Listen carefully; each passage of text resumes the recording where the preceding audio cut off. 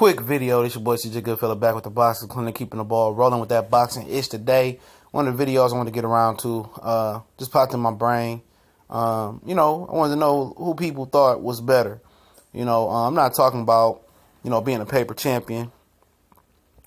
I'm talking about overall skill for skill. You could say 140, 147. Who was the better boxer? Devon Alexander, Adrien Broner. Devon Alexander. Who had the better skill set? They fought at 140. They fought at 140. Who would you guys believe to win? Understand that Adrien Broner is really on a downtrend. A lot of fans' mind, but there's a lot of fans that still think he can get it together.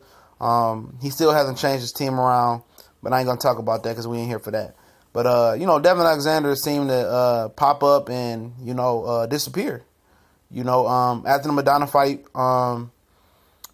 he had a broken nose. If y'all didn't know, I think I did a video a while back. Kevin Cunningham talking about his return. He had a broken nose, a blood clot in his nose, or something like that. After a broken nose, he had a painkiller addiction that was draining his energy. Kevin Cunningham said he just never had no energy. He kicked him out the gym. He begged him to fight Aaron Martinez, and he said after that, man, go find out what's wrong with you. They found out. He admitted to him that he had a painkiller addiction. Devon Alexander told Kevin Cunningham. They handled it. He's supposed to be back better than ever. So if you was wondering what happened to Devon Alexander, he's coming back versus Walter Castillo sometime in the next month or two. That's what happened to him. It ain't that he started taking L's. He had an addiction. He never had any over-the-counter pain medicine before, or prescription medicine before, Kevin Cunningham said. And they moved the whole camp from St. Louis down to I think West Palm Beach, Florida it was. So he's changing, and hopefully he can get back into the rankings and make the welterweight division continue to make it great again, which is already great. So pretty much that's a 4-1-1 on both of these guys. I can tell you for a fact, Devon Alexander was a better talent than Adrien Broner. Alexander had the whole package other than the explosive power, but he could knock you out. He did beat Matisse, like it or not. He beat Madonna, like it or not. He had a hiccup with Timothy Bradley. Timothy Bradley just fought, a better fight.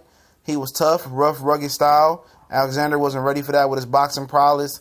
But that wasn't the end of his career there, Still ain't the end of his career, but, he ended up beating Madonna. A lot of people forget that. Boxed the shit out of Madonna. He's supposed to fight Kell Brook. Kell Brook kept falling out. Then Sean Porter stepped up. Sean Porter did beat him. He consulted with Joel Diaz and Timothy Bradley how to beat Devon Alexander. And, they gave him the angles and what they did to beat Devon Alexander because Sean Porter knew he couldn't box that Devon Alexander. If you got to go consult with another trainer how to beat somebody, that means that, your trainer ain't shit, or he didn't, or they wasn't trying to leave no stone unturned. I'm not trying to shit on Kenny Porter, but he can't design his own blueprint how to beat him. You got to consult with somebody else. That's shitty, man. I don't like that. But it is what it is.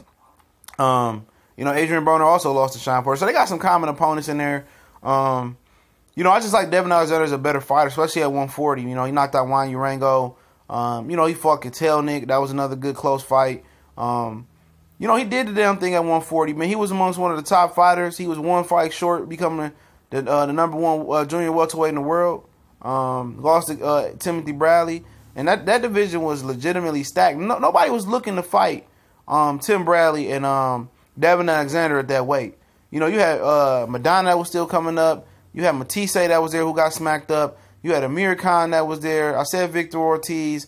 You had a lot of different talent. That was a junior welterweight talented division. That was a deep division.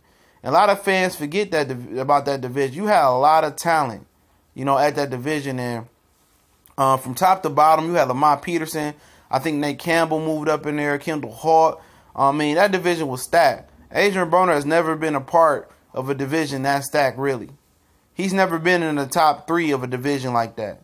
And Devon Alexander did. But people will say, well, people had Adrien Broner on their pound-for-pound list. And that was their stupid-ass fault. And that was my stupid-ass fault. I thought he crept up in there at a point in time. But if you're talking about skill set, you're talking about legs, boxing ability, speed, it's Devon Alexander. But if you're talking about trinkets and paper champions and moving up in weight, then Adrien Broner is your guy. He was the best at one division at 135. And it was salty.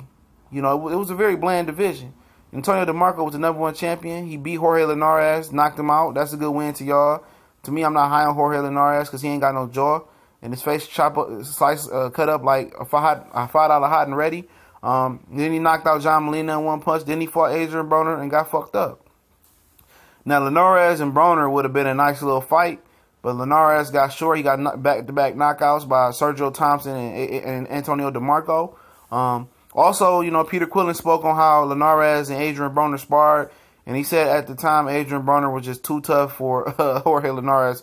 Basically, was beating Jorge Linares from goal post to goal, from post to post, and I could believe it.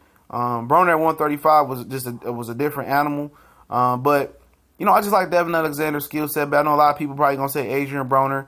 But if they fought at 140 or 147, I would favor Alexander before the addiction. But it is what it is. We gone.